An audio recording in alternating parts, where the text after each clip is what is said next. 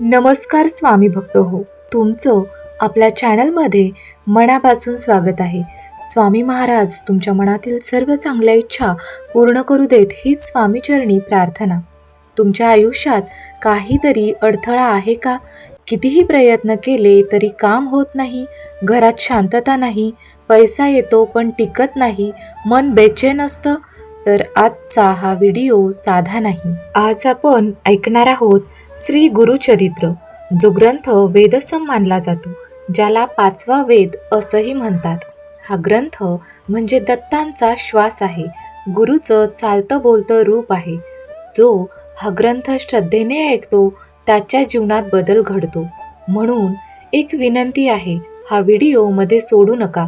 पूर्ण कथा शांतपणे ऐका आणि सुरुवातीला कमेंट करा, दिगंबरा दिगंबरा श्रीपाद वल्लभ दिगंबरा. चला आता गुरूंच्या चरणी नतमस्तक होऊन सुरुवात करूया. गुरुचरित्र हा ग्रंथ साधा नाही. 4 वेदानंतर जो अध्यात्माचा अनुभव आहे तो गुरुचरित्रात आहे. वेद ज्ञान देतात, उपनिषद तत्व सांगतात, पण गुरुचरित्र जीवन बदलतं. हा ग्रंथ म्हणजे भक्ती, ज्ञान, वैराग्य आणि कृपा यांचा संगम आहे. असं म्हटलं जातं, जिथे गुरुचरित्र वाचन होतं तिथे दत्त स्वतः उपस्थित असतात. मित्रांनो, इथेच मनात संकल्प करा, मी ही कथा पूर्ण श्रद्धेने ऐकेन. श्रीपाद श्री वल्लभांचा अवतार. पिठापूर. एक ब्राह्मण दाम्पत्य, त्यांना मूल नव्हतं. त्यांनी दत्ताची उपासना केली. एक दिवस दत्त प्रकट झाले. मी तुमच्या घरी पुत्र रूपाने येईन. आणि जन्म झाला श्रीपाद श्री वल्लभांचा. लहानपणीच ते वेद पठण करत. एकदा गावात एक स्त्री रडत आली. तिच्या कुशीमध्ये एक मूल होतं. ते मूल मृत होतं.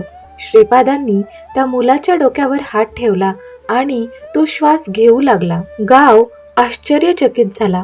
ही केवळ लीला नव्हती, तो करुणेचा साक्षात अवतार होता.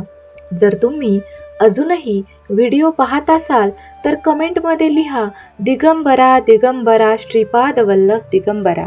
नृसिंह सरस्वतीचा दिव्य अवतार. करंजा नगरी. लहान बालक बोलत नव्हतं. सर्वजण चिंता करत होते. 7व्या वर्षी अचानक तो बालक वेद म्हणू लागला. तोच पुढे संन्यास घेतो, श्री नृसिंह सरस्वती म्हणून. त्यांनी आयुष्यभर भ्रमंती केली. जिथे गेले तिथे रोग बरे झाले. भरपूर लोकांचं दारिद्र्य नष्ट झालं. बऱ्याच जणांचे कलह शांत झाले. कोढ रोग्याचा उद्धार. एक ब्राह्मण शरीराने अतिशय विद्रूप झाला होता. त्याला सगळे लोक टाळत होते. तो रडत गुरूंना भेटायला आला. गुरूंनी सांगितलं, भीमा नदीत स्नान कर आणि मंत्र जप कर. तो विश्वासाने त्याने हे सर्व केलं. काही दिवसात रोग नाहीसा झाला. लोक अचंबित झाले, पण गुरु म्हणाले, हे माझं नाही, श्रद्धेचं फळ आहे. श्रीपाद श्री वल्लभांमुळे अनेक स्त्रियांचं जीवन सुखी झालं. एक वंध्या स्त्री, तिचं संसार जीवन फार दुःखी होतं. ती गुरूंना भेटली. गुरूंनी प्रसाद दिला. काही महिन्यात तिला पुत्रप्राप्ती झाली.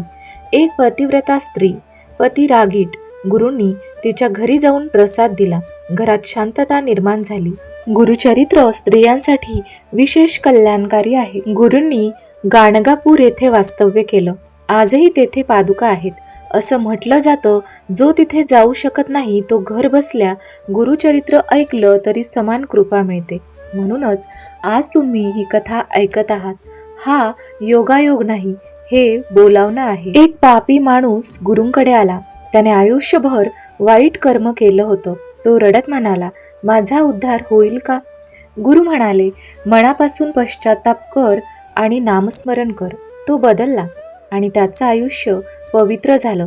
गुरुचरित्राचा मुख्य संदेश, कोणताही मनुष्य सुधारू शकतो. मित्रांनो, जर तुम्ही ही कथा इथपर्यंत शांतपणे ऐकली असेल तर तुम्ही एक प्रकारे गुरुचरित्र पारायणाचा संकल्प केला आहे. श्रद्धेने केलेलं श्रवण मन शुद्ध करतं. मन शुद्ध झालं की जीवन बदलतं. गुरुचरित्राला 5वा वेद म्हणतात, कारण जो केवळ ज्ञान देत नाही तर अनुभव देतो. आजपासून घरामध्ये नामस्मरण सुरू करा. आठवड्यातून किमान एक तरी अध्याय वाचा. संकटात नेहमी गुरूंना हाक मारा. आता शेवटी सर्वांनी कमेंट करा, दिगंबरा दिगंबरा श्रीपाद वल्लभ दिगंबरा श्री स्वामी समर्थ.